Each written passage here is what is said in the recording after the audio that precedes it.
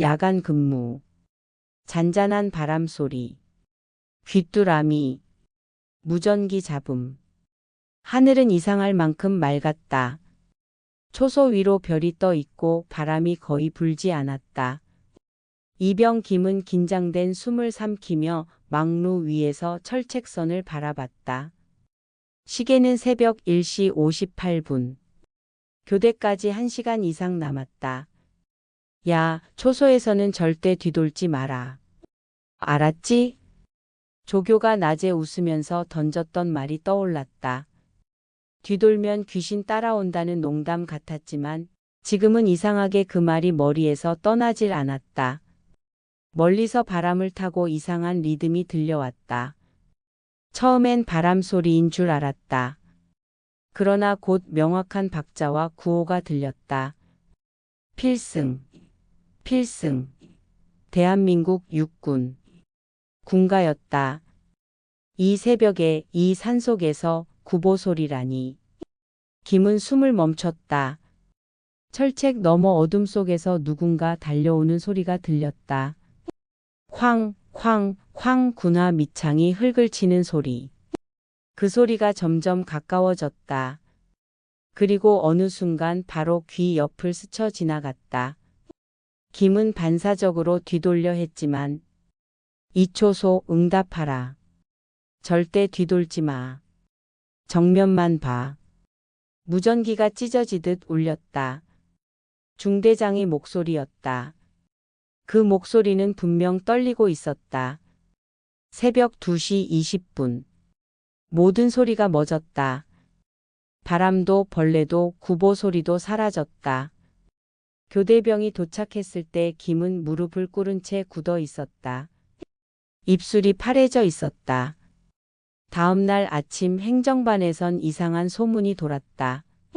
10년 전 이산 능선에서 산불 진압 중이던 한 중대가 전원 매몰되어 숨졌다는 이야기였다. 그들의 구호는 필승, 대한민국 육군, 취침 점검. 조용한 생활관 소등 후 벌레 소리, 멀리서 들리는 빗소리.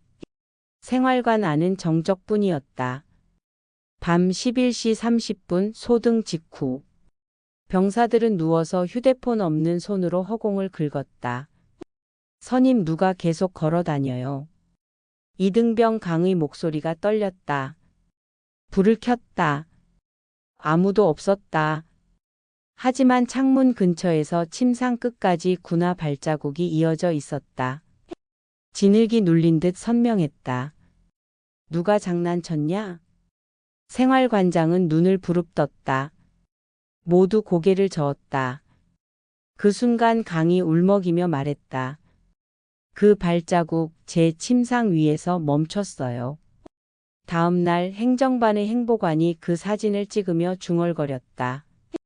이 생활관은 원래 폐쇄됐어야 하는데. 왜요? 작년에 한 병사가 여기서 목을 맸거든. 그의 침상 위에는 지금도 밤마다 새로운 군화 자국이 생긴다. PX 뒷길. 밤의 바람 소리. 개 짖는 소리. 낡은 가로등 깜빡임. PX 뒤편으로 난 좁은 흙길. 군견 해병이가 그 앞에서 멈췄다. 꼬리를 내리고 으르렁거렸다. 조교윤이 웃으며 말했다. 겁먹었냐? 새끼 가자. 그는 군견주를 놓고 혼자 그 길로 들어갔다.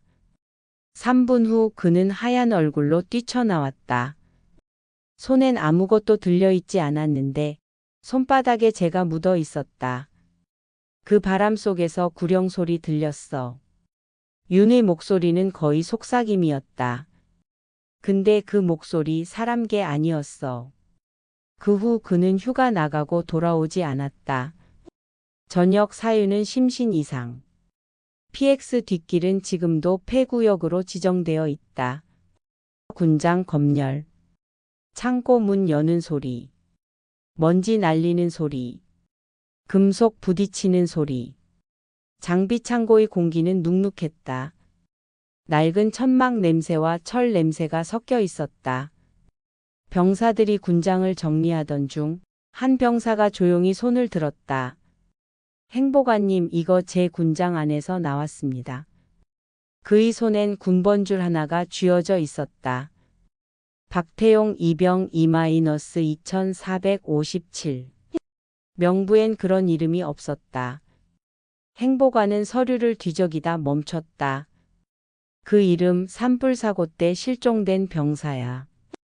그날 이후 그 군장 안에서는 불타는 냄새와 제 조각이 계속 나왔다.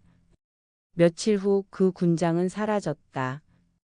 창고엔 아무도 들어오지 않았는데 폐막사, 빗방울 떨어지는 소리, 형광등 깜빡임, 금속 삐걱이는 소리, 비가 억수로 내리던 주말, 작업조 3명이 폐막사 정리에 나갔다. 막사 안은 축축했고 천장에서 물방울이 떨어졌다. 창문에 군번줄이 걸려 있었다. 한 병사가 잡아당겼다. 순간 물이 아닌 붉은 액체가 뚝뚝 떨어졌다. 형광등이 깜빡이며 켜졌다. 벽 모서리에서 무언가가 서 있었다. 군복 차림의 남자. 그러나 그는 거꾸로 매달린 자세였다. 눈은 텅 비어 있었고 입에서는 피가 줄줄 흘러내렸다. 새 병사는 그대로 뛰쳐나왔다. 막사 문이 닫히는 순간 안에서 필승하는 낮은 구호가 들렸다. 그때 찍은 사진이 있다. 사진 속 군인의 얼굴은 없었다. 기록 보존실. 낡은 서류 넘기는 소리. 형광등 윙윙거림. 먼지 쌓인 냄새. 본부 기록 보존실. 책상 위엔 오래된 일지들이 쌓여 있었다. 야간 근무 일지, 순찰 보고서, 사망자 명단. 한 장이 눈에 띄었다. 사망자 보고서 비공개. 기록자 김성훈 중사. 날짜 1987년 3월 12일. 내용 현재 초소 근무 중. 1987년에 작성된 문서인데 마지막 줄엔 날짜가 또 적혀 있었다. 다음 보고일자 2025년 8월 3일. 그날 이후 김성훈 중사의 이름은 근무표에 계속 등장했다. 지워도 다음 날엔 다시 쓰여 있었다. 위병소. 비 내리는 새벽. CCTV 화면의 지직거림. 무전기 잡음. 위병소 교대는 새벽 3시였다. 하지만 교대조가 늦었다. 신병 박은 무전기를 들었다. 여기는 위병소, 이상 없음.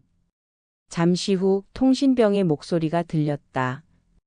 뒤에 있는 사람 누구야? 박은 뒤를 돌아봤다. 아무도 없었다. 뒤요? 저 혼자입니다. 하지만 CCTV 화면엔 분명히 2명이 서 있었다. 한 명은 오래된 국군 문양의 전투복을 입고 있었다. 그날 이후 CCTV는 녹화가 멈췄다. 교체해도 새로 깔아도 화면엔 항상 그 2번째 병사가 서 있었다. 군막의 그림자. 새벽 안개, 철책선 흔들림. 군가 소리 멀리서 들림. 여름의 마지막 근무날. 김이병은 다시 이초소에 섰다. 새벽 공기는 묘하게 무겁고 산 아래로 안개가 깔렸다. 무전기에서 잡음이 섞였다. 필승. 김은 정면을 봤다. 아무것도 없었다. 그때 철책 너머에서 군가가 들려왔다. 필승. 필승. 대한민국 육군. 그 소리가 가까워질수록 발밑의 흙이 눌리는 소리가 났다. 김은 숨을 삼키며 뒤를 돌았다. 아무도 없었다. 하지만 그가 벗어놓은 전투화 뒤편엔 누군가의 군화 자국이 겹쳐 있었다. 다음 날 아침 무전기 기록에는 이초소 근무자 2명. 이라 남아 있었다. 그 초소엔 김 혼자 있었다. 그리고 그날 이후 이 초소는 비상구역으로 지정되었다. 그 기록은 지금도 보존실 안서류 맨 마지막 장에 남아 있다. 작성자 미상. 서명 아래엔 희미한 손자국이 찍혀 있다. 군복 천의 무늬와 함께 추석 잘 보내세요.